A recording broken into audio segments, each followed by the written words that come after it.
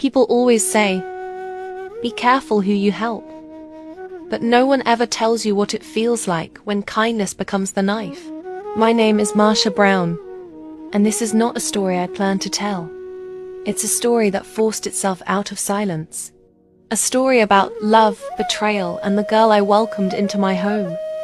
The girl who didn't just betray me, but slowly took my life apart.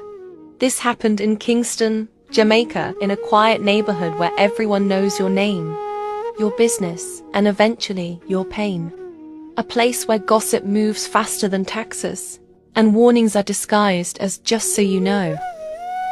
When I had my baby boy Eli, my world changed overnight. He was barely a year old, soft, fragile, completely dependent on me. His fingers wrapped around mine like promises I didn't yet understand. My husband Daniel and I have been married for 10 years. 10 years of building. 10 years of struggling. 10 years of forgiving things we never spoke about out loud.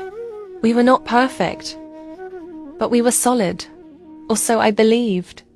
Between sleepless nights, work, breastfeeding, and trying to be a good wife and mother, I was running on empty. Some days I forgot what rest felt like.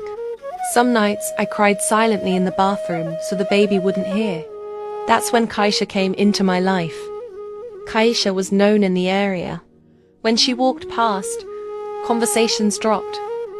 Eyes followed her. Women sucked their teeth. Men stared too long. They said she stole.